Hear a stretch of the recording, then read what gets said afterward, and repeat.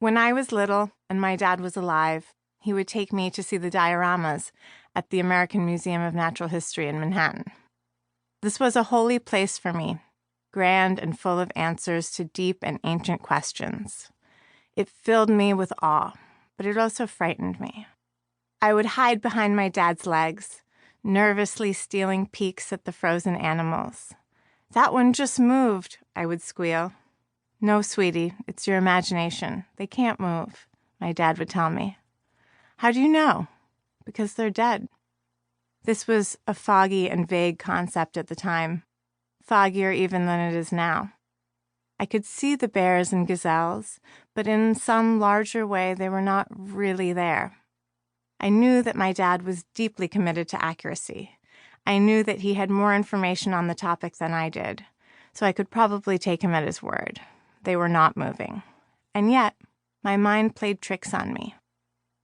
As we continued among the other exhibits, bright, sharp gems, early human and dinosaur skeletons, Neanderthal tools, gold Aztec figurines, Yoruba masquerade costumes, all sacred artifacts in the temple of history and nature, this mystery of death followed me, and I wondered about it a lot.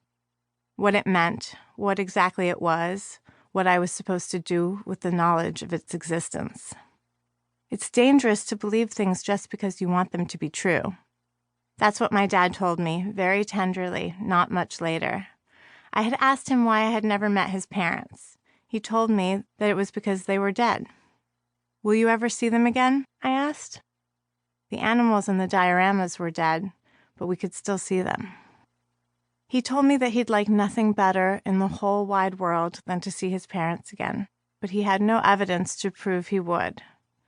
No matter how tempting a belief was, my father preferred to know what was true. Not true in his heart, not true to just him, not what rang true or felt true, but what was demonstrably, provably true. "We humans have a tendency to fool ourselves," he said. I thought about the dioramas again. He was right. The animals hadn't been moving, though I could have sworn they were. We discussed the history of the world a lot at home. My parents taught me that there has never been any correlation between how true something was and how fervently it was believed. Sure, some things are subjective. This may be the best sandwich you've ever had, or that may be the most handsome man you've ever seen. Those are in the eye of the beholder. For those phenomena that exist outside of our perceptions, things like the way the earth moves, the causes of illnesses, or the distance between stars, there were objective realities, maybe undiscovered by anyone on our planet, but no less real. People once believed with all of their hearts that the sun went around the earth, but believing it didn't make it so.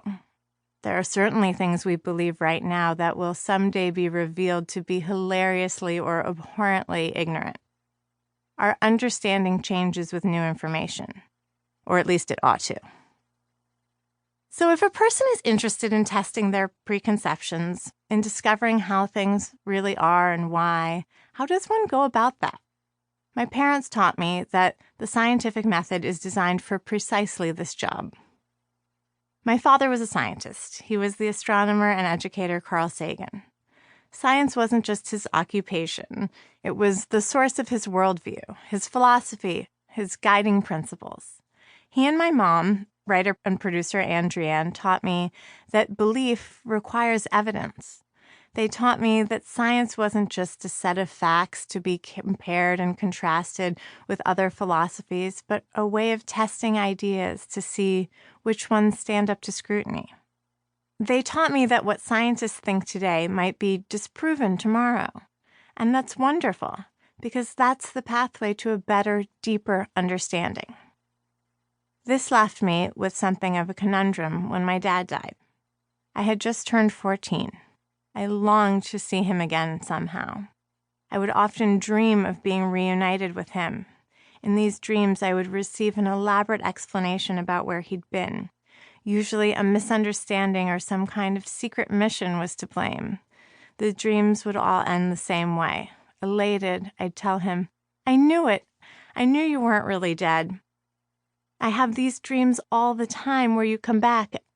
And as I'd say those words, a sorrowful look would cross his face, and I would realize, this is one of those dreams, isn't it? And he would nod apologetically, and I would awaken. Still now, more than 2 decades later, I sometimes have those dreams.